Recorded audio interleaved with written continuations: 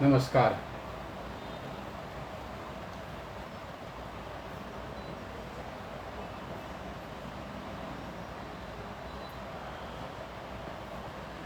नानाजी देशमुख पुस्तकालय की ओर से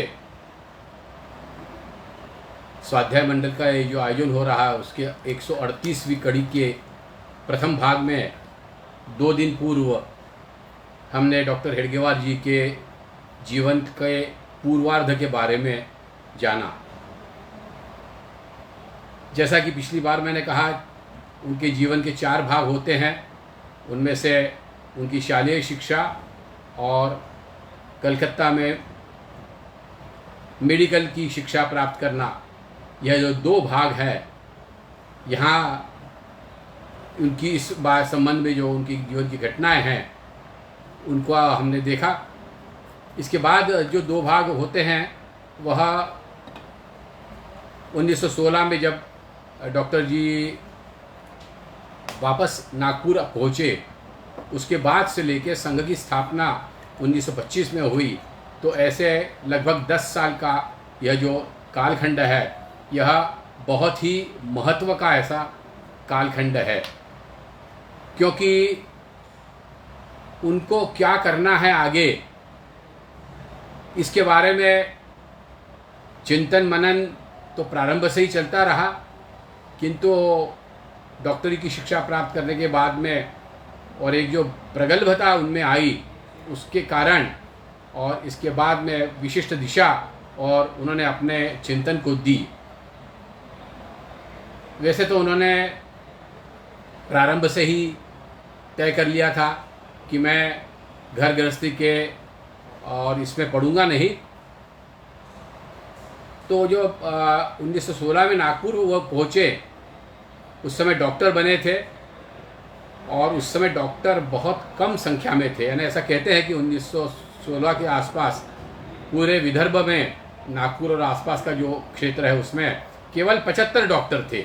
और इतने कम डॉक्टर में और एक और डॉक्टर जो आए, तो वह और निश्चित रूप से हमारे लिए यहाँ पे उपयोगी सिद्ध होंगे, ऐसा भी लगा। और अपने भावी दामाद के रूप में भी बहुत से वधू पिता जो है उनकी ओर देखते रहे, उसका प्रयास भी करते रहे। वह अपने स्तर पर उनको उत्तर देकर और कर देते थे, किंतु वो पीछे लगे रहते थे। इस समय तक उनके पिताजी जो हैं वो तो नहीं रहे, उसके बाद उनके जो बड़े भाई साहब महादेव जो वो भी नहीं रहे, और उनके एक चाचा जी थे आबाजी नाम से, वही बुज़ुर्ग थे और वह रामपायली में रहते थे। तो उनको उन्होंने, जब लोग मानते नहीं थे तो उनको और रामपायली भेज देते थे कि भाई मेरे चाचा जी से आप बात करो, आबाजी से। आबाजी कहते थे कि भाई मैं क्या बताऊं। उसके बाद में उन्होंने एक पत्र लिखा आबाजी को। उस पत्र में स्पष्ट रूप से उन्होंने कहा कि मैंने मेरे जीवन की दिशा निर्धारित कर ली है और जो काम मैं करना चाहता हूँ वह गृहस्थ जीवन अपनाकर मैं उस काम को अंजाम नहीं दे सकता, इसलिए मैंने और यह निश्चय किया है। तो जब यह पत्र उनको मिला तो आबाजी भी और उनके मंतव्य को समझ गए, और उसके बाद में और ये जो वधू पिताओं का आना जाना उनके यहाँ था और वह समाप्त हो गया। जब वह कलकत्ता में पढ़ने के लिए थे, मुख्य उद्देश्य तो उनका यही था। डॉक्टर मुंजे ने वगैरह उनको जो भेजा था कि वहाँ पे क्रांतिकारियों के साथ संपर्क बनाकर और सशस्त्र क्रांति के मार्ग से अंग्रेज़ों को हटाने का और प्रयास किया जाए। उस दौरान विभिन्न प्रांतों के क्रांतिकारियों से उनका संपर्क बना और उसी संपर्क को आगे बढ़ाते हुए पूरे देश भर में सशस्त्र क्रांति के द्वारा अंग्रेज़ों को हटाने का और एक प्रयास प्रारंभ हुआ। उसी समय प्रथम महायुद्ध और चालू हो गया था। अंग्रेज़ उसमें फंस गए थे। उन्होंने अपनी सेना का एक बहुत बड़ा हिस्सा और महायुद्ध के लिए यूरोप में उनको भेजना पड़ा, और उसके कारण यहाँ पर और ऐसी स्थिति निर्माण हो गई थी कि यदि सब लोग मिलकर जोर लगाते तो अंग्रेज़ों को निश्चित रूप से और छोड़कर जाना पड़ता। यह बात उनके जो मन में आई तो वह उन्होंने अपने सामने रखी। सशस्त्र क्रांति के जो उनके संपर्क थे वह तो एक तरफ चलती रहे, खास करके कलकत्ता, लाहौर, अमृतसर पंजाब में, और नागपुर और आसपास का जो विदर्भ का क्षेत्र है, इन तीन, यह जो त्रिकोण बनता है, इस त्रिकोण में और उनकी गतिविधियां थी, उनके सतत संपर्क थे, आना जाना था, शस्त्रास्त्रों का, खास करके पिस्तौल और बम इनका, और यहाँ से वहाँ पहुँचाना, यह भी चलता था। और नागपुर के पास में कामठी नाम का और ब्रिटिश सेना का एक बहुत बड़ा केंद्र था, आज भी वो सेना का केंद्र है। तो वहाँ पे कुछ देशभक्त लोगों से उनका संपर्क था, उनके माध्यम से भी, और रिस्क लेते हुए वहाँ से वो शस्त्रास्त्र जो है वो निकाल लेते थे, सैनिकों के वेश में अपने लोगों को भेजकर। तो इस प्रकार का सब काम उनका चलता रहा। उसी समय उसको कांग्रेस उस समय और सबसे बड़ा और ऐसा राजनीतिक दल था, और वह भी अंग्रेजों को यहाँ से हटाने का उसका उद्देश्य था। इसलिए कांग्रेस के जो नेता थे उनसे और वह और इस बात को समझाने का उन्होंने प्रयास किया कि इस समय अंग्रेज जो है वो मुश्किल में है, तो इसी समय हमने जोर लगाकर और सशस्त्र क्रांति करना चाहिए। डॉक्टर मुंजे जो उनके गुरुतुल्य थे, उनके सामने भी यह बात रखी उन्होंने, किंतु डॉक्टर मुंजे जो थे वह उनसे सहमत नहीं हुए। डॉक्टर हेडगेवार खून उनका तरुण था और डॉक्टर मुंजे जो थे वह परिपक्व थे, उन्होंने पूरे देश की स्थिति का आकलन किया था। इसके कारण कह लो या जो भी है, किंतु उन्होंने और डॉक्टर जी को उनके इस से परावृत्त करने का प्रयत्न किया। उन्होंने कहा कि ठीक है, मैं तिलक जी से मिलता हूँ, मेरा सीधा परिचय नहीं है। तो मुंजे जी ने उनको और तिलक जी से मिलने के लिए और अपना पत्र दिया। वो पत्र लेकर तिलक जी के यहाँ पहुँचे, और चूँकि मुंजे जी का पत्र लेकर यह तरुण आया है, यह देखकर और तिलक जी ने और उनका बड़ा आदर सत्कार जैसा ही किया, उनको अपने ही घर में रहने के लिए कहा, और 3-4 दिन तक वो वहाँ पे रहे, और जब जब समय मिलता था तो इनकी चर्चा होती थी। अब चर्चा क्या हुई यह तो अपने पास कहीं किसी को मालूम नहीं है, किंतु उस चर्चा का जो नतीजा था वह भी यही था कि यह उचित समय नहीं है सशस्त्र क्रांति का। यह और जवाब उनसे लेकर डॉक्टर हेडगेवार जी वापस नागपुर पहुंच गए, किंतु उन्होंने अपना ये जो अभियान था यह ख़त्म नहीं किया। महायुद्ध चलता रहा और अंग्रेज़ों की और सौभाग्य से वह उसमें जीत गए, और जीतने के कारण और यह जो बात थी सशस्त्र क्रांति की वह तो ख़त्म ही हो गई, और इस बात को डॉक्टर जी ने भी समझ लिया। और उसके बाद में अपने को दूसरा कोई मार्ग अपनाना चाहिए, यह सोचकर उन्होंने ये सशस्त्र क्रांति के समय के जो भी उनके कुछ कार्यकलाप थे, जो भी उनकी गतिविधियां थी, उनके जो भी कार्यकर्ता थे, उनको बहुत ही समझदारी के साथ और बड़ी ही गुप्तता के साथ उस पूरे अभियान को उन्होंने समेटा। यह एक बहुत बड़ा और काम हुआ, क्योंकि सशस्त्र क्रांति यानी तो पूरा अंग्रेज जो थे उनके पीछे पड़े ही थे, किंतु सभी शस्त्रों को ठिकाने लगाना, उनके कुछ जो कागज़ वगैरह होंगे उनको ठिकाने लगाना, यह जो लोग कार्यकर्ता उसमें थे क्रांतिकारी, उनकी अपनी जो जीवन है उसको चलाने के लिए और कुछ न कुछ व्यवस्थाएं करना, ऐसा बहुत बड़ा काम डॉक्टर हेडगेवार जी ने और किया। और वास्तव में यह जो काम है यह उसके बाद अगले 7-8 वर्षों तक चलता रहा, यानी संघ स्थापना के बाद भी 1927-28 तक, और इनको समेटने का काम जो है वो धीरे धीरे चला। और यह और डॉक्टर जी की कुशलता ही थी कि वे इस काम को और अच्छी तरह से समेटने में सफल हुए, और पुलिस के हाथ में कुछ भी नहीं लगा। जब यह तय हुआ कि अब सशस्त्र क्रांति का मार्ग हमें अपनाना नहीं है, तो फिर क्या किया जाए, तो इसलिए उस समय और जो भारत में कांग्रेस का काम था उसी काम में और लग जाना चाहिए, ऐसा उनका विचार हुआ। और कांग्रेस के द्वारा जो कुछ क्रियाकलाप चलते रहे, उन्होंने सदस्यता भी ली कांग्रेस के लोगों के साथ। डॉक्टर मुंजे भी उस समय कांग्रेस में थे, तो उनका निकट का परिचय था ही। तो इस प्रकार का जो है कांग्रेस के कार्यकलाप में, और उन्होंने अपना हिस्सा लिया, अपना हिस्सा बढ़ाया। कांग्रेस का जो उद्देश्य था वह था कि स्वराज्य प्राप्त करना। स्वराज्य का मतलब स्वतंत्रता नहीं, तो केवल हमें राज्य करने में हमारे लोग भी रहे, हमारे विधानसभाओं में जो है कांग्रेस के भी सदस्य रहे और उनके द्वारा काम हो, तो साम्राज्य के अंतर्गत हमें और राज्य करने का अधिकार मिले, इस प्रकार का। और डोमिनियन स्टेट जिसको कहते हैं उसका और इनका विचार था। किंतु डॉक्टर हेडगेवार जी प्रारंभ से ही इसके पक्ष में नहीं थे। वो कहते थे कि हमें तो पूर्ण स्वतंत्रता चाहिए, डोमिनियन स्टेट का जो दर्जा है वह उचित नहीं है। तो इसी को लेकर वह कांग्रेस में भी और अपना काम करते रहे, लोगों को समझाते रहे। कुछ लोग समझते रहे, कुछ लोग नहीं समझते रहे। मतभिन्नता भी थी, किंतु मतभिन्नता होने के बावजूद भी और मित्रता में कहीं उन्होंने कभी नहीं आने दी। यह एक डॉक्टर जी की विशेषता थी कि सामने वाला व्यक्ति जो है उससे हमारी मतभिन्नता है, मगर वह और हमारा मित्र है, और वह मित्रता उन्होंने और सबके साथ अच्छी तरह से निभाई। उसी समय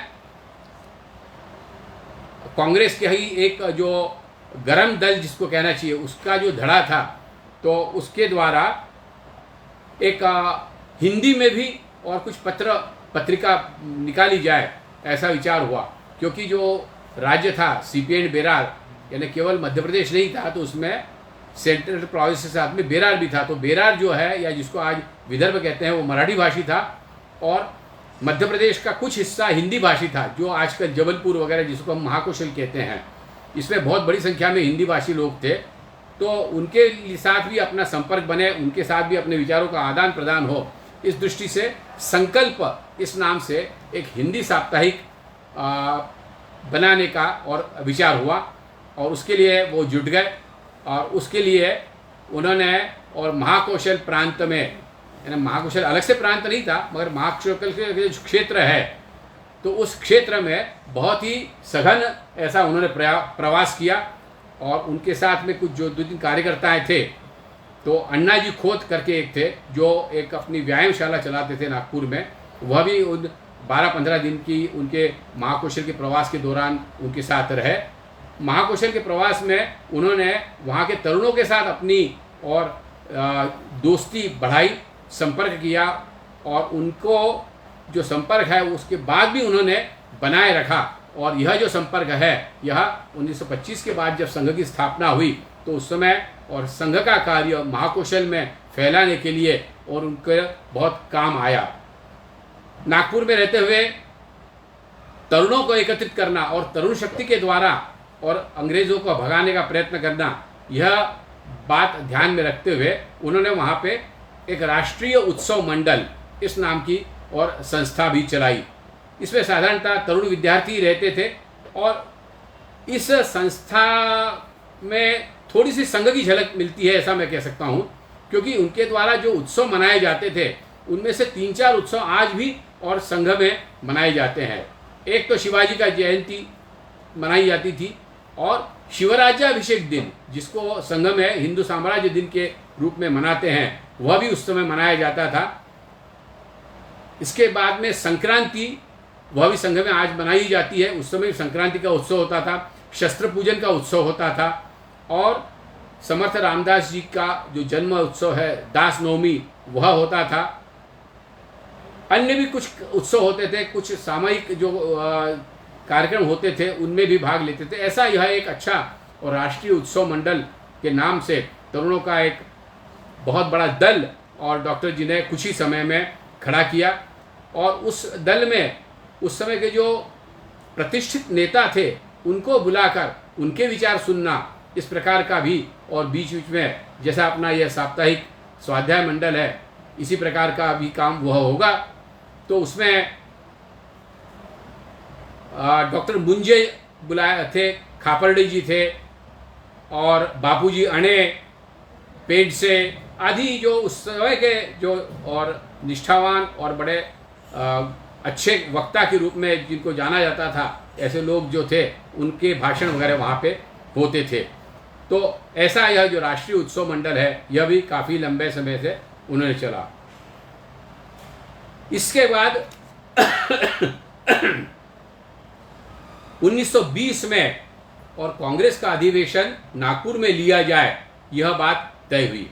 इसके पहले 1907 में कांग्रेस का अधिवेशन नागपुर में हुआ था, होने का तय था, और उस समय और तिलक जी को अध्यक्ष बनाया जाए यह बात सामने आई थी, किंतु गरम दल और नरम दल के और झगड़े के बीच में वह जो अधिवेशन है वह उद्ध्वस्त हो गया, और उसके बाद में सूरत में अलग से अधिवेशन हुआ और उसमें फिर तिलक जी को बुलाया तक भी नहीं था। तो इस प्रकार की वो जो घटना थी 1907 में हुई थी, उसके बाद और आज फिर मौका मिला था कि तिलक जी को और अध्यक्ष के रूप में चुना जाए। किंतु दुर्भाग्यवश दिसंबर में 1920 में अधिवेशन होने वाला था, उसके 5 महीने पहले ही अगस्त 1920 1 तारीख को और तिलक जी का देहांत हुआ, और उसके कारण उनका वो जो अध्यक्ष बनने वाली बात थी वो वहीं के वहीं रह गई। उनको जब अध्यक्ष नहीं बनाना तो फिर किसको बनाना?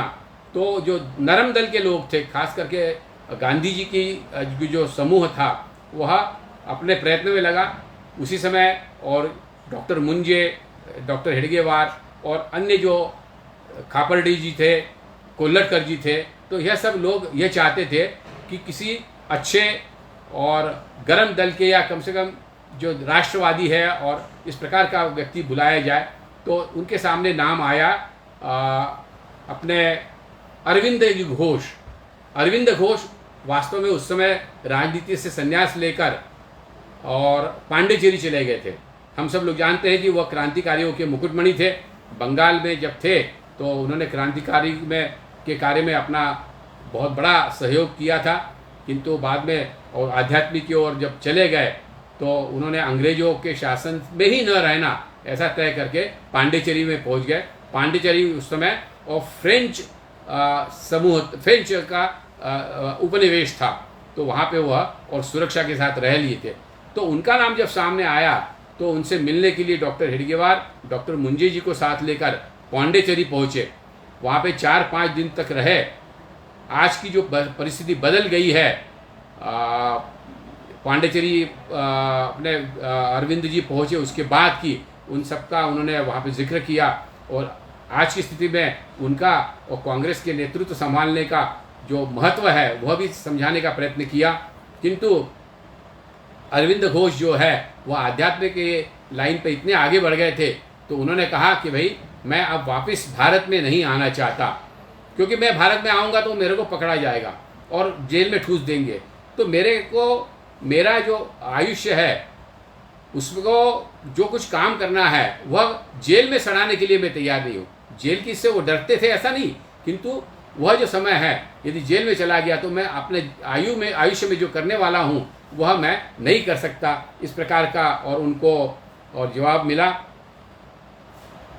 तो ऐसा एक और प्रयास भी हुआ। बाद में फिर उसमें अधिवेशन में राघवाचार्य जी को और अध्यक्ष बनाया गया। इस अधिवेशन की पूर्व तैयारी के लिए और नागपुर में ही और एक अच्छा सेवा दल जो है गठित हो जाए, ऐसा प्रयास डॉक्टर हेडगेवार जी ने किया। उस समय सेवा दल का मतलब ये था कि अधिवेशन के लिए जो कुछ काम करना है वह काम करने वाले लोगों का दल। जिस समय अधिवेशन चलेगा या अधिवेशन के थोड़ा समय पहले और थोड़ा समय बाद तक वो दल रहता था, और कुर्सी टेबल हटाना, बिछाना, दरिया बिछाना, भोजन की व्यवस्था करना, सुरक्षा की व्यवस्था करना, नेताओं के आने जाने की व्यवस्था करना, इस प्रकार के जो कार्यकलाप रहते हैं अधिवेशन के, उन सब कार्यकलापों के लिए कुछ तरुण लोग अपने हाथ में होना चाहिए। इसलिए वह और दल का गठन होता था, और जैसे अधिवेशन समाप्त हो जाता था वह दल और निकल जाता था, बिखर जाता था। डॉक्टर हेडगेवार जी ने सोचा कि यह जो इतनी अच्छी तरुणाई की शक्ति और महीने, 2 महीने, 3 महीने तक इकट्ठा होती है उनको फिर वापस विसर्जन कर देना ये कोई उचित नहीं है। तो उन्होंने प्रारंभ से ही ये दृष्टि रखी कि यह जो दल है यह दल और हमेशा के लिए परमानेंट बना रहे और उसके द्वारा और समाज हित के विभिन्न प्रकार के काम भी और हम आगे चलकर कर सकें, इस प्रकार का दृष्टिकोण लेकर उन्होंने और वह जो दल है उस दल का गठन किया।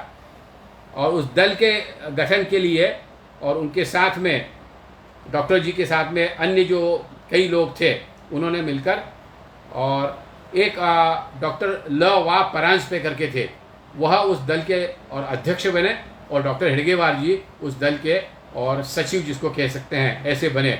उन दोनों ने मिलकर उस 1920 के नागपुर के अधिवेशन की तैयारी प्रारंभ की पूरा, और जो उसका सेवा का पक्ष है, व्यवस्था का पक्ष है, वह पूरा संभाला। यही जो ल वा परांजपे हैं यह बाद में और संघ कार्य में भी और डॉक्टर जी के सहयोगी बने। और आगे चलकर जब डॉक्टर जी को जंगल सत्याग्रह में जाना पड़ा तो उस समय डॉक्टर जी ने अपने सरसंघ चालकत्व का दायित्व भी इन्हीं और परांजपे जी को सौंपा था। तो ऐसे ही है डॉक्टर परांजपे और डॉक्टर हेडगेवार इन्होंने और पूरी व्यवस्था उसकी संभाली और इस प्रकार का। मगर उनकी ये जो बात थी कि एक स्वयंसेवक दल जो है वह परमानेंट बना रहे, यह उनकी बात जो है कांग्रेस के नेताओं को रास नहीं आई, क्योंकि स्वयंसेवकत्व की जो कल्पना डॉक्टर साहब की थी वह बिल्कुल भिन्न थी। केवल दरी उठाने वाले और कुर्सी टेबल उठाने वाले लोग ऐसा नहीं था।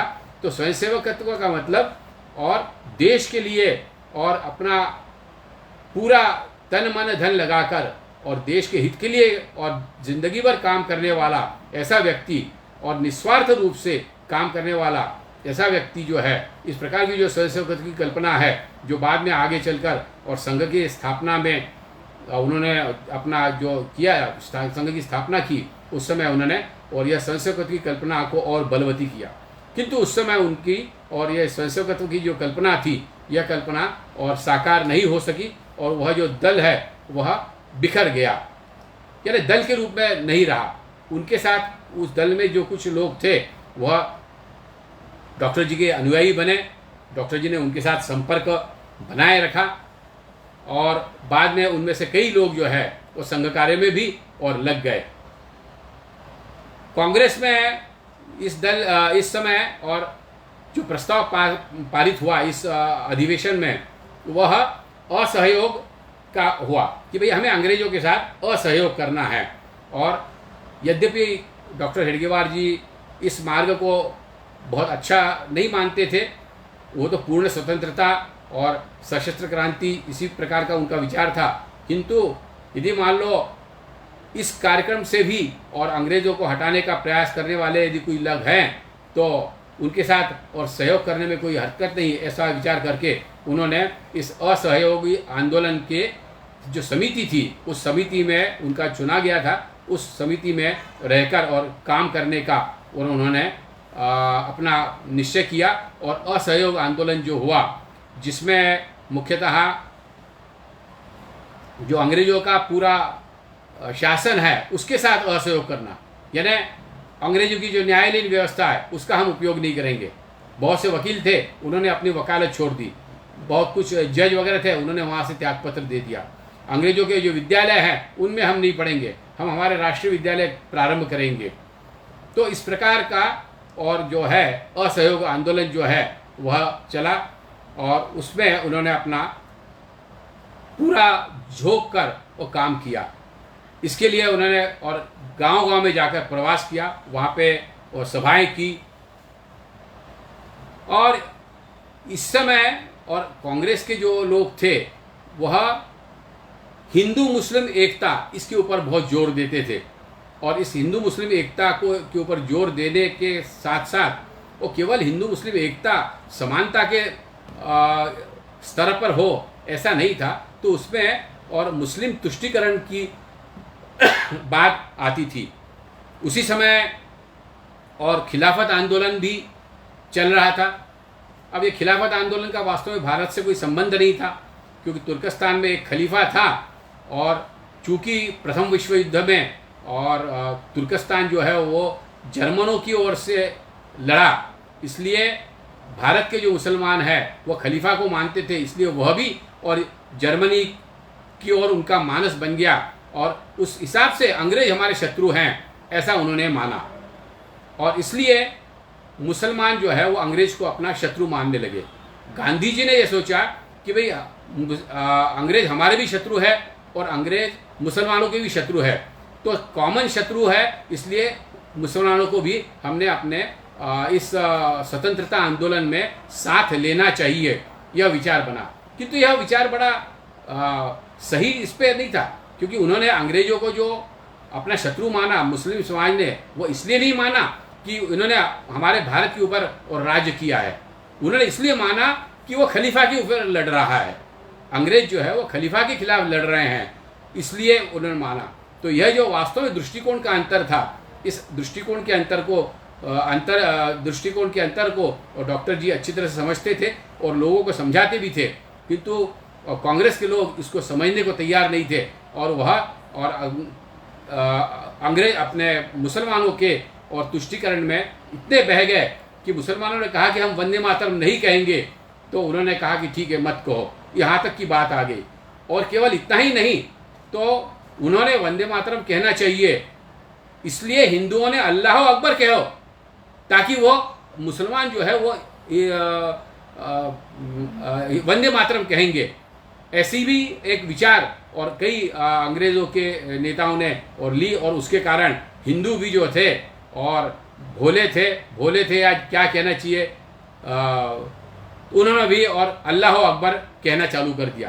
किंतु हिंदुओं के अल्लाह अकबर कहने के कारण मुसलमानों ने वंदे मातरम कहना चालू किया, ऐसा नहीं हुआ और वह बाद में और ठंडा पड़ गया। किंतु कहने का मतलब है कि यह जो खिलाफत आंदोलन है, इसको जो गांधी जी ने असहयोग आंदोलन के साथ जोड़ दिया और उसका प्रस्ताव इस नागपुर की अधिवेशन में पारित हुआ, और ये दोनों काम और साथ साथ चलते जाएंगे ऐसा इन्होंने कहा। किंतु वास्तव में हुआ ये कि 1919 में जब प्रथम विश्व युद्ध समाप्त हुआ और उसके बाद में अंग्रेज जीत गए, तो उन्होंने और जो एक मुसलमानों को आश्वासन दिया था कि हम खलीफा को जो है और तुर्की की गद्दी पे बैठाएंगे, तो उसके लिए और अंग्रेज मना हो गए। उन्होंने अंग्रेज़ों ने कहा कि नहीं, ऐसा नहीं हो सकता, और एक हिसाब से जो खिलाफत आंदोलन जो है वह और समाप्त सा हो गया, क्योंकि वहाँ पे तुर्कस्तान पे जो कमाल पाशा आया उसने और खलीफा को हटा दिया और खुद उसमें और राज्यकर्ता बन गए। तो यह जो खिलाफत आंदोलन की असफलता है, यह असफलता से यहाँ का मुस्लिम समाज बहुत झल्ला गया और उसने अपना गुस्सा हिंदू समाज पे निकाला और हिंदुओं के ऊपर आक्रमण बढ़ गए, हिंदुओं के साथ दंगा करना, हिंदुओं के संपत्ति को लूटना, उनकी बहू बेटियों को भगा के ले जाना, मार काट करना, यह सब बातें चालू हुई। और उसके बाद 1920 के बाद 21, 22, 23 तक और इस प्रकार के दंगे चलते रहे। उसी समय और मोपला जो विद्रोह, जिसको कहते हैं मोपला विद्रोह कहते हैं, किंतु वास्तव में मोपला विद्रोह नहीं था, वो अंग्रेज मोपला लोगों ने हिंदुओं के विरोध में जो काम किया था, और वह एक बहुत बड़ा वहाँ पे केरल में हिंदुओं को के साथ बहुत बड़े इसमें अत्याचार किए। वह ऐसा कहते हैं कि वहाँ पर हिंदू समाज को जो सहन करना पड़ा, तो जिस समय मुग़ल शासन यहाँ पे था और मुग़ल शासन समाप्त होने के बाद में हिंदुओं ने राहत की सांस ली थी, तो मुग़ल शासन समाप्त होने के बाद का जो 100-125 वर्ष का जो कालखंड है, उस कालखंड में इतना बड़ा और हिंदू समाज के ऊपर मुस्लिम समाज का आक्रमण नहीं हुआ, ऐसा कहते हैं इस प्रकार का। और वह जो केरल में जो है मोपलाओं का साथ, मोपलाओं ने और हिंदू पे आक्रमण किया, तो यह जो बात है यह भारत में हर जगह दिखने को मिल गई। तो ऐसा ही एक घटना नागपुर में भी हुई। तो नागपुर में शुक्रवार तालाब है, उसके पास में गणेश पेट नाम की एक बस्ती है और वहाँ पे गणेशोत्सव वगैरह मनते हैं। इसलिए एक कार्यालय था गणेश मंडल का, एक छोटा सा कार्यालय था, तो बाकी समय तो उसमें ज़्यादा कुछ चहल पहल रहती नहीं थी। उसके सामने एक बहुत बड़ा मैदान था, उस मैदान पे और धीरे से मुसलमानों ने और एक मस्जिद बना ली। हिंदू समाज की जैसी प्रवृत्ति रहती है, तो उन्होंने कहा ठीक है बना ली क्या होता है। किंतु यह 1917-18 की बात होगी। यह धीरे धीरे वो मस्जिद बन गई उसके बाद में, और मस्जिद के सामने ये जो गणेश मंडल का कार्यालय था और वहाँ पे गणेश मूर्ति भी थी और वहाँ अन्य जो धार्मिक कार्यक्रम होते थे उनको मना करने का काम और मुसलमानों ने चालू किया। वहाँ से रास्ते के ऊपर से और गणेशोत्सव का जुलूस नहीं जाए, इस प्रकार की बात भी आ गई। ये जब सब बात, ये 1921 की बात है। ये जब बात आई तो हेडगेवार जी ने और हिंदुओं को संगठित किया और कहा कि ऐसा नहीं होना चाहिए, ये तो हमारा अधिकार है, हम और जो है और अपना जो जुलूस है और जुलूस के साथ में और हमारे जो वाद्य वगैरह है उनको बजाते हुए हम जाएंगे। और इसका एक वहाँ पे संघर्ष सा हुआ और उसका परिणाम ये हुआ कि अंग्रेज़ों ने मुसलमानों के सामने घुटने टेक दिए और उन्होंने हिंदुओं के जो गणेश जी बैठे थे उनको वहाँ से हटाने का आदेश दिया।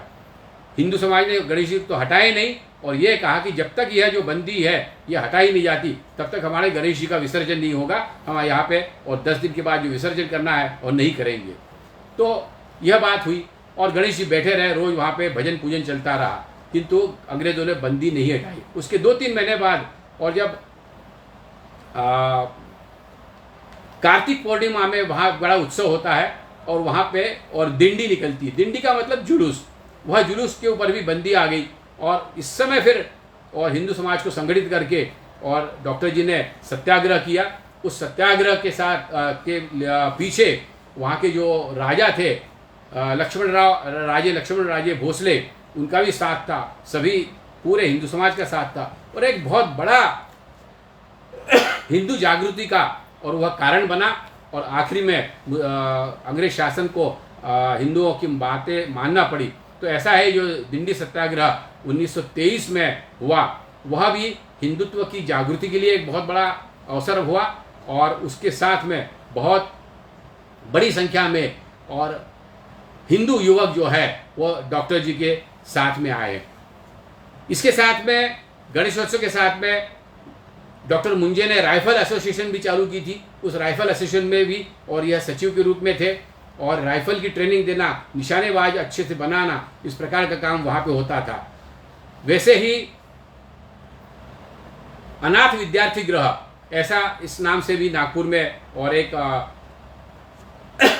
अनाथालय जैसा और वहाँ पे चालू हुआ।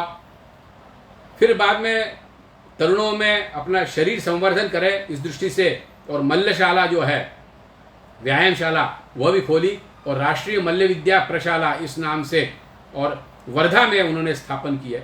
तो इस प्रकार के विभिन्न प्रकार के कार्यक्रम जो है कार्यकलाप के द्वारा और वह अपने स्थानीय जो हिंदू समाज है उसको जागरूक भी करते रहे और एक तरुणों की बहुत बड़ी शक्ति और अपने साथ में उन्होंने खड़ी की। उनके दिमाग में उसी समय और हुआ, निश्चित रूप से तय हुआ होगा कि मुझे आगे चलकर और ऐसा संगठन बनाना है और उसी की कड़ी के रूप में और उन्होंने इस प्रकार के सब जो कार्यकलाप है वह किए, ऐसा हम और कह सकते हैं। उसी समय और यह जो संगठन बनेगा इसका आधार क्या हो, तो उस समय और अपने सभी जो उनके साथ में थे उनके साथ विचार विमर्श होता रहा, लोगों की बात सुनते रहे और आखिर में यह बात हुई कि हिंदुत्व यही एक इसका आधार हो सकता है और उस आधार पे ही और हमें और हिंदुओं का संगठन करना है। और एक अच्छी बात भी उसी समय हुई 1923 के ही लगभग, और डॉक्टर स्वातंत्रवीर विनायक दामोदर सावरकर जो उस समय रत्नागिरी में और स्थानबद्ध थे, अंडमान से तो आ गए थे किंतु वह और उनको स्थानबद्ध करके रखा था। उस समय उन्होंने और कई ग्रंथ लिखे, उसमें से एक जो हिंदुत्व नाम से जो ग्रंथ है वो बड़ा है, हम लोगों से कई लोगों ने पढ़ा होगा या देखा होगा। तो वह जो है हिंदुत्व ग्रंथ वह भी 1923 में ही प्रकाशित हुआ और उस हिंदुत्व ग्रंथ को और डॉक्टर जी ने जब पढ़ा तो उनको ध्यान में आया कि मैं जिस दिशा में विचार कर रहा हूँ वास्तव में वही जो दिशा है यह और सावरकर जी की है और यह जो ग्रंथ है उस ग्रंथ को और सभी तरुणों ने पढ़ना चाहिए, इस प्रकार का प्रयास उन्होंने किया। उस ग्रंथ की कई प्रतियां मंगवाई और उसका अध्ययन हो, इस प्रकार का प्रयास चला। यह जो हिंदू संगठन की बात उन्होंने रखी, कुछ लोग तो उसका मजाक उड़ाते थे, कुछ लोग कहते थे कि भाई हिंदू संगठन हो नहीं सकता, किंतु कई ऐसे समझदार नेता थे कि जो और हिंदू संगठन के विचार को और सही मानते थे, और समय समय पर वह अपना जो विचार है वह प्रकट करते थे। उनमें स्वामी श्रद्धानंद जी, जिन्होंने और शुद्धिकरण का आंदोलन चलाया, शुद्धिकरण है ना जिसको आज हम घर वापसी कहते हैं, ऐसा आंदोलन चलाने वाले स्वामी श्रद्धानंद जी है। मदन मोहन मालवीय, फिर चित्तरंजन दास, लाला हरदयाल, बैरिस्टर रामराव देशमुख, डॉक्टर मुंजे, स्वामी सत्यदेव, ऐसे कई लोग थे कि जो मानते तो है कि हाँ भाई और हिंदू संगठन होना चाहिए, किंतु कैसा हो और उनका इसका कुछ उत्तर नहीं था। तो ऐसे हिंदू संगठन के स्वरूप के लिए क्या हो, इसलिए और डॉक्टर जी ने अपने जो साथी थे उनके साथ और 3, 4, 5 दिन तक बैठकर और बड़ा विचार विमर्श किया, और हिंदुत्व के आधार पर और राजनीति से परे रहते हुए और तरुणों का संगठन, इन 3 बातों पर और सहमति हुई, और उनको साथ लेकर डॉक्टर जी ने यह सोचा कि सावरकर जी से भी इनका इस बारे में विचार विमर्श किया जाए, इसलिए और वह रत्नागिरी गए और सावरकर जी से के साथ भी 3-4 दिन रहकर हिंदू संगठन की अपनी जो पूरी कल्पना है उसके बारे में उनसे और काफ़ी गहराई में विचार विमर्श किया। और उस समय और डॉक्टर सावरकर जी ने उनको आशीर्वाद दिए कि आप बिल्कुल अच्छा काम करने जा रहे हो। इसके साथ में तरुणों को अपने साथ लाने के लिए उस समय व्यायामशालाएं जो चलती थी, उन व्यायामशालाओं के संचालकों के साथ भी उनके अच्छे संबंध थे, और सामाजिक काम करने की रुचि के हिसाब से और जो गणेश मंडल में काम करने वाले जो गणेश मंडल के संचालक थे उनसे भी और उनके अच्छे संबंध थे। तो इन व्यायामशालाओं के संचालक, गणेश मंडल के संचालक और अन्य जो कांग्रेस में उनके साथी थे, इन सबको साथ लेकर और उन्होंने और यह तय किया कि अभी अपन इस संगठन को प्रारंभ करेंगे। और 1925 के विजयादशमी के दिन एक बैठक हुई। उस बैठक में और करीब 17-18 लोग थे, और उस समय उन्होंने अपना पूरा विचार सबके सामने रखा और यह कहा कि आज हम संघ प्रारंभ कर रहे हैं।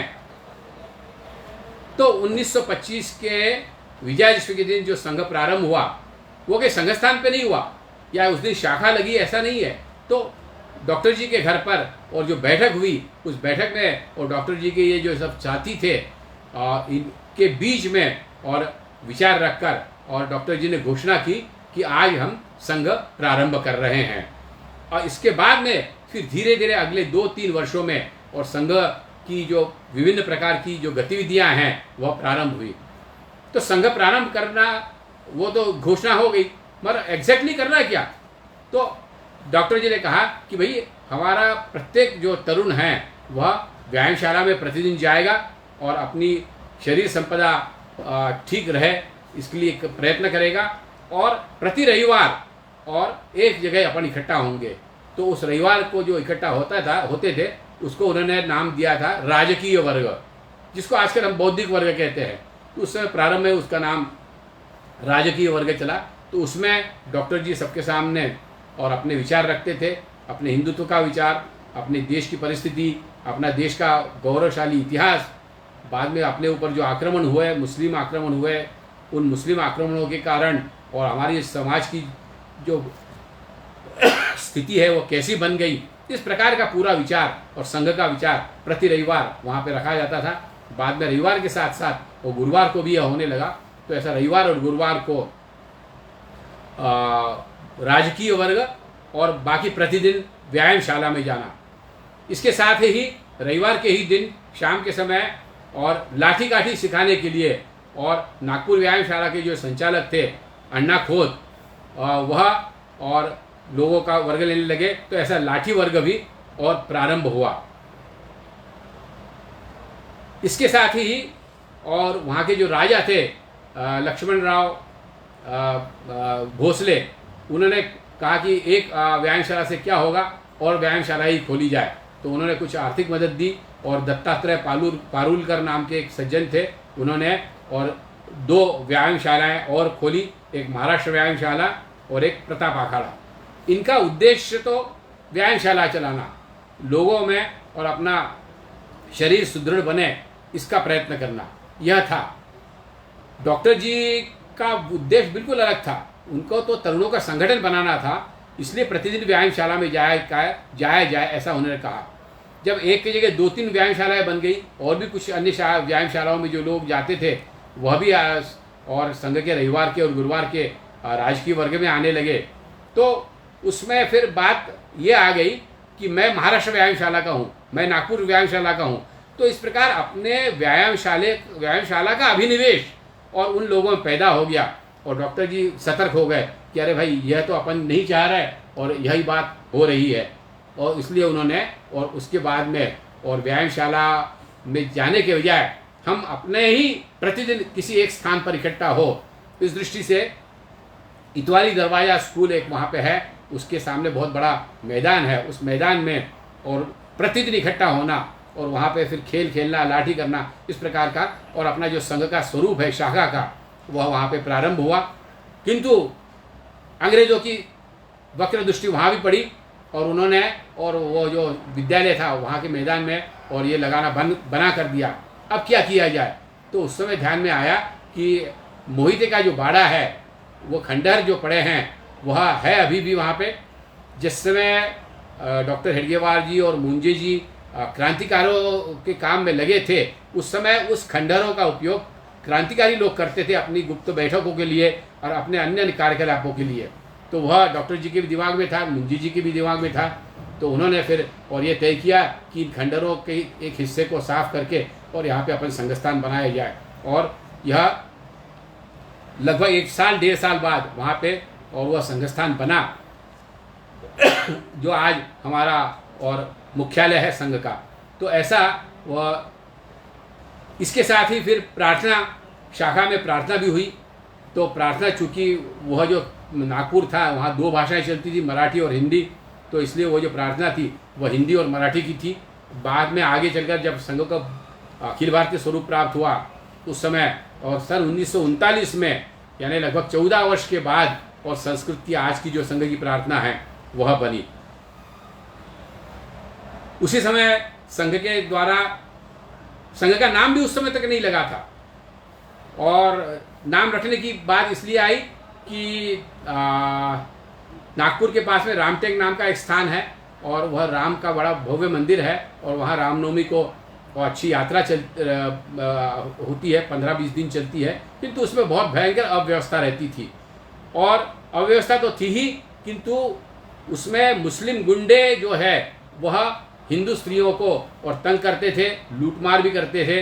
वहाँ के जो मुसलमानों के जो धार्मिक गुरु है वह अपने हरी चद्दर फैलाकर और लोगों से ज़बरदस्ती चंदा उगाने का काम भी करते थे। इन सब को देखकर और डॉक्टर जी के मन में आया कि हमारे संघ के स्वयंसेवकों ने इसकी व्यवस्था हाथ में लेना चाहिए, और वह व्यवस्था हाथ में लेने के लिए और उन्होंने प्रयास किए। उस समय उनको और अपने इस दल का नाम क्या हो, कि किस नाम से हम ये काम करेंगे, वहाँ पे पुलिस के लिए और अनुमति लेना तो किस नाम से ली जाए, यह सब बात जब सामने आई तो अपने इसका संघ का कोई ना कोई नाम होना चाहिए, यह आवश्यकता प्रतीत हुई। और अप्रैल महीने में 1926 में यानी लगभग 5 महीने बाद और एक बैठक हुई। उस बैठक में सब लोगों से और विचार विमर्श हुआ, किसी ने कुछ नाम सुझाया, किसी ने कुछ नाम सुझाया, और बाद में उसमें राष्ट्रीय स्वयंसेवक संघ यह नाम और बना। उसके बाद जो रक्षाबंधन का उत्सव आया तो उस समय रक्षाबंधन महाराष्ट्र में इतना ज़्यादा प्रचलित नहीं था। वास्तव में रक्षाबंधन यह जो है यह राजस्थान, राजपूताना, यहाँ पे बहुत भयंकर, बहुत अच्छा से प्रचलित है। किंतु ये जो भाई बहन का और स्नेह और प्यार है, वही प्यार और वह स्नेह हर संसद में रहे, इसको विचार करते हुए उन्होंने वहाँ पे अपने यहाँ भी और रक्षाबंधन का और प्रचलन किया, और रक्षाबंधन का उत्सव जो है संघ में मनाया जाने लगा। 1926 में ही यानी संघ को प्रारंभ होकर कुछ ही समय हुआ था। उस समय नागपुर के अलावा भी कुछ जगह शाखाएं प्रारंभ हो गई थी। तो वैसे ही नागपुर से पास में एक आरवी नाम का स्थान है, अपने दत्तोपंत जी ठेंगड़ी जो है वह वहीं के हैं। तो उस आरवी में और मुसलमानों का दंगा हुआ, और जैसा दंगे में होता है तो वैसा ही और मुसलमानों ने और हिंदू समाज पर आक्रमण किया, किंतु वहाँ पे एक छोटी सी क्यों न हो संघ की शाखा थी और उसमें कारण और हिंदुत्व की जागृति कुछ लोगों में आई थी और कुछ लोग जो है उसका प्रतिकार करने के लिए खड़े हो गए। मुसलमानों के लिए यह बड़ा आश्चर्य की बात थी कि हम जब हिंदुओं पर आक्रमण करते हैं तो प्रतिकार होगा ही नहीं, यही मुँह मान के चलते थे। इसीलिए और 100-200 की हिंदुओं की भीड़ के ऊपर और 3-4 ही लोग जो है और पिल पड़ते थे और वो 100 की भीड़ भग जाती थी। ऐसा जब इतिहास था तो उस समय उन्होंने देखा कि हिंदू प्रतिकार कर रहे हैं और उस समय फिर मुसलमानों को वो अच्छी ठुकाई हुई। उनमें से 3 मुसलमान मारे गए और फिर केस हुआ और वहाँ के जो डॉक्टर मोहरीर है उनको उसके कारण सजा भी हुई। एक आगे का इतिहास है। किंतु हिंदू संगठन थोड़ा सा ही प्रारंभ होते हुए और किस प्रकार से और पूरा समाज प्रतिकार के लिए उठ खड़ा होता है, यह एक छोटी सी झलक 1926 में ही और आरवी में दिखाई दी। और इससे भी एक बहुत बड़ा और जो घटना है 1927 में नागपुर में हुई, उसमें भी और मुसलमानों ने और हिंदुओं के उस समय वहाँ जो त्यौहार मनाया जाता था महालक्ष्मी का त्यौहार, जिसमें और घर के सभी जो जेवर वगैरह है वह भगवान को चढ़ाकर उनकी पूजा की जाती थी, तो उसको लूटने का, क्योंकि बक्से में से निकलकर और भगवान के ऊपर आ गए हैं सब जेवर, बड़े आसानी से हमें मिल जाएंगे, यह सोचकर और उन्होंने योजना बनाई। किंतु 1.5 साल हो गया था, संघ के स्वयंसेवक जागरूक थे, डॉक्टर हेडगेवार जी का और जो मार्गदर्शन था, उन्होंने कहा कि भाई हमें और सचेत रहना चाहिए, आंखें खोलकर हमें इसमें घूमना चाहिए। तो यह जो बात थी, इसके कारण स्वयंसेवकों को समझ में आ गया कि कुछ न कुछ दाल में काला है और स्वयंसेवक जो है गुप्तचर के रूप में और उनके बीच में जाकर उन्होंने पूरी योजना का पता लगाया और उसके हिसाब से और संघ के स्वयंसेवकों ने तैयारी भी की और वह जो हमला होने वाला था, उस हमले जैसे ही हमला हुआ वैसे उस मुसलमानों के जुलूस के ऊपर और हिंदू जो स्वयंसेवक थे वह लाठी लेकर पिल पड़े। तो ऐसा एक अभूतपूर्व दृश्य हिंदू समाज ने देखा। केवल 1.5 साल हुआ था, किंतु 1.5 साल में के संगठन में भी इस प्रकार का परिवर्तन समाज में और दिखा। संघ की काम बढ़ाने के लिए, संघ की शिक्षा होने के लिए और OTC नाम का, उस समय ऑफिसर्स ट्रेनिंग कैंप कहते थे, आजकल संघ शिक्षा वर्ग कहते हैं, ऐसा पहला OTC और नागपुर में उसी समय लगा। उसमें केवल 17 स्वयंसेवक थे। वहाँ पे कोई रात को रहने की वगैरह ऐसी व्यवस्था नहीं थी। सुबह आओ, 3-4 घंटे अपने शारीरिक कार्यक्रम करो, घर जाओ, नहा धो के आओ, खाना खा के आओ, फिर दोपहर के 4 घंटे जो है बौद्धिक वर्ग, चर्चा वगैरह सत्र ऐसा होता था। शाम को फिर संगस्थान, फिर खाना खा के जाओ और बाद में फिर दूसरे दिन सोए। इस प्रकार का वो वर्ग रहा और 17 संशोधन ने ऐसा वर्ग किया। तो यह जो संघ शिक्षा वर्ग प्रारंभ हुआ, उसके बाद में संघ की जो प्रतिज्ञा है वह 1928 के मार्च महीने में पहली बार हुई। स्वयंसेवकों से कहा गया, संघ डॉक्टर जी ने कहा कि हमें ये काम करना है और जीवन भर काम करना है, तो हमें कोई ना कोई प्रेरणा के रूप में, हमारे को एक पाथे के रूप में और प्रतिज्ञा होना चाहिए। और इसलिए उस समय से संघ की जो प्रतिज्ञा है वह प्रारंभ हुई 1928 में। और आषाढ़ पूर्णिमा के समय और गुरु पूर्णिमा का उत्सव मनाया गया उस समय। और भगवादेश हमारा गुरु है, यह बात डॉक्टर जी ने सामने रखी। और 28 के ही विजयदशमी के समय और संचलन का और निकला। तो ये 2-3 वर्षों में यह जो आज संघ के कार्यक्रमों की रचना हम देखते हैं, हमारे रक्षाबंधन का उत्सव, विजयदशमी का उत्सव, शस्त्र पूजन का उत्सव और बाकी संघ की प्रतिज्ञा, यह सब बातें, गुरु पूजन, यह सब वहाँ धीरे धीरे और बनने लगा था। इसके बाद में साथ में ही काम अपना आगे बढ़ता गया। कार्यकर्ता जो है वह और प्रवास करने लगे, डॉक्टर हेडगेवार जी भी प्रवास करने लगे। और 1929 में यानी 4 वर्ष बाद एक ऐसी स्थिति बनी कि इनकी पूरी कोई अच्छी से व्यवस्था जो है वो बनाई जाए, क्योंकि संगठन को आगे बढ़ना है तो एक ठोस आधार व्यवस्था का बने, यह बात सामने आई।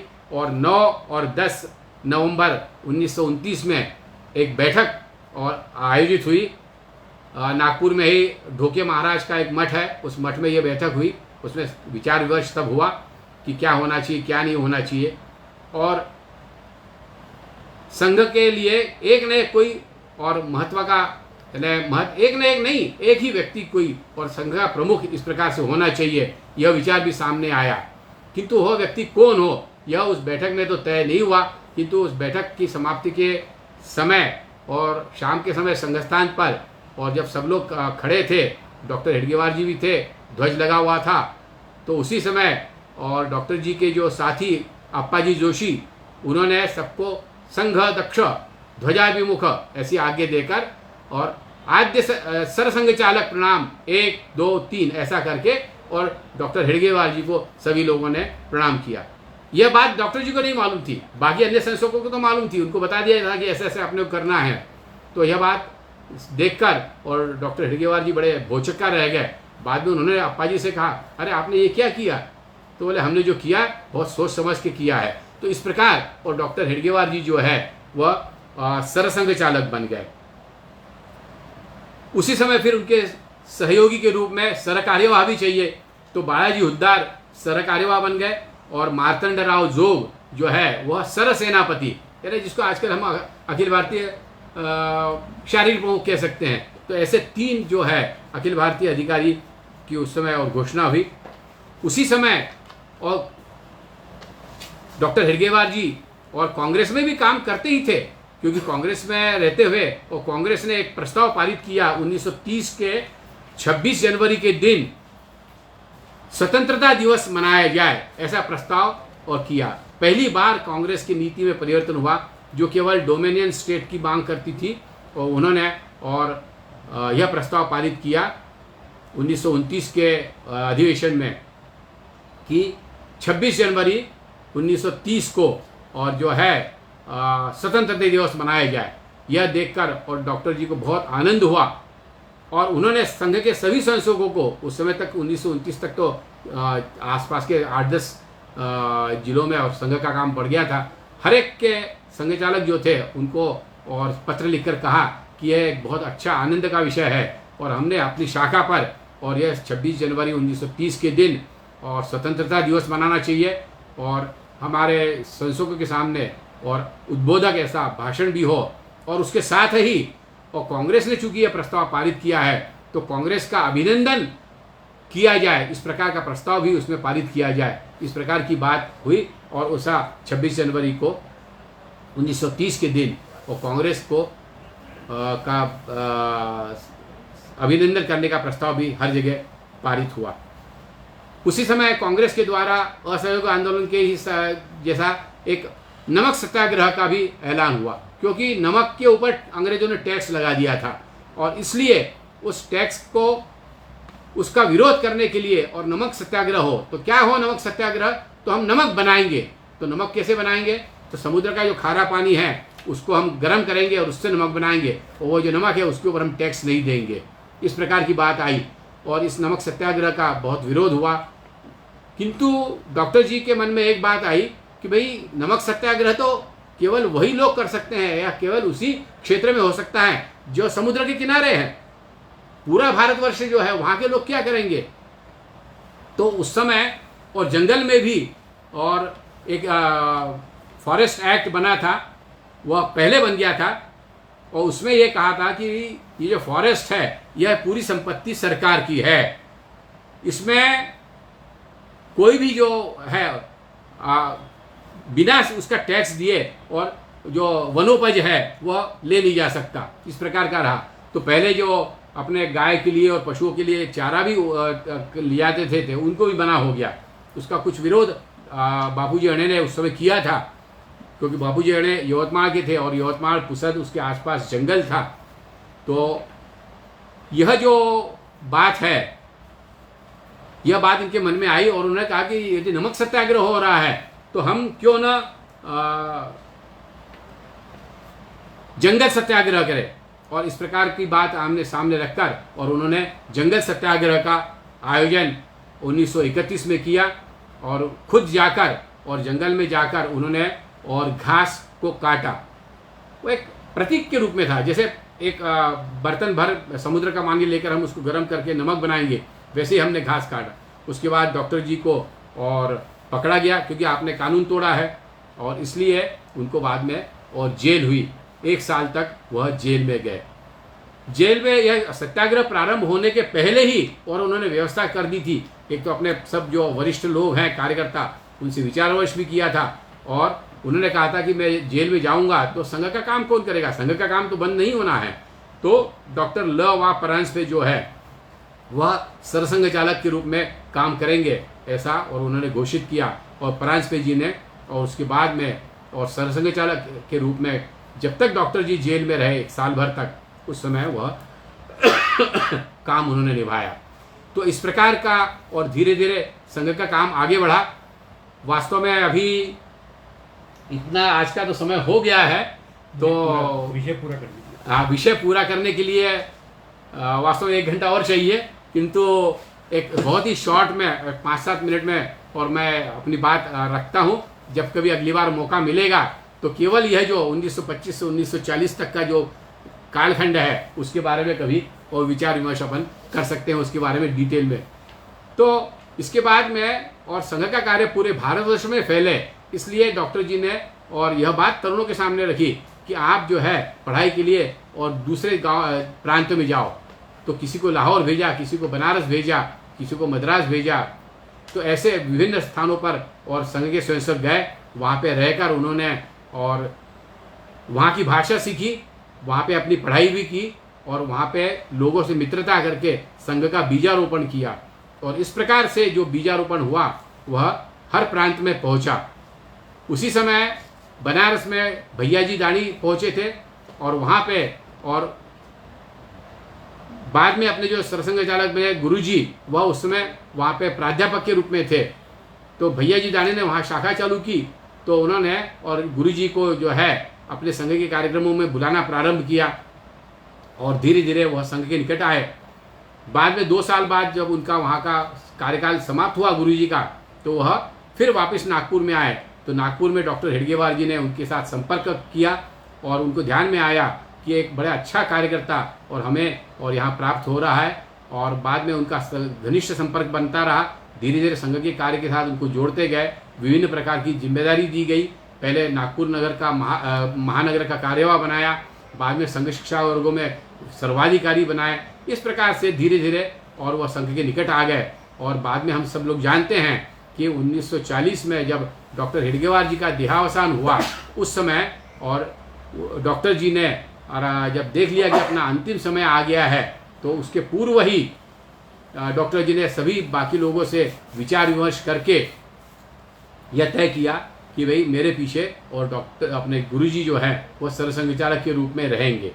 तो इस प्रकार का और गुरुजी जो है 1940 में डॉक्टर जी के देहांत के बाद में सरसंघ चालक बने और बाद में और संघ के कार्य में, संघ के विस्तार में और एक अलग प्रकार का अध्याय प्रारंभ हुआ। तो ऐसा यह और डॉक्टर हेडगेवार जी का जीवन अपन ने देखा। उनके आखिरी के जो 8-10 साल है उसको हम डिटेल में नहीं देख पाए। तो अगली बार और आपके आयोजक जब भी मेरे को मौका देंगे तो उस समय और 1 घंटे का वह भी जो है मैं फिर से और रखने के लिए तैयार हूँ, ताकि और डॉक्टर जी का चरित्र एक समग्र रूप से अपने सामने आ जाए। तो इस प्रकार का ऐसा यह जो प्रेरक महापुरुष, प्रेरणा पुरुष डॉक्टर हेडगेवार जी है, तो उनके बारे में अपन ने बहुत ही संक्षेप में जाना है वास्तव में। और उनके बारे में जो कुछ पुस्तकें वगैरह हैं, उनके जीवन चरित्र लिखे हैं, आजकल तो बहुत ज़्यादा मात्रा में उसके उपलब्ध हैं। उन सबको पढ़ना चाहिए हम लोगों ने और पढ़कर और उनसे उनकी जीवन से और स्फूर्ति लेना चाहिए। तो यही प्रार्थना करके और मैं अपना यहाँ पे और समाप्त करता हूँ।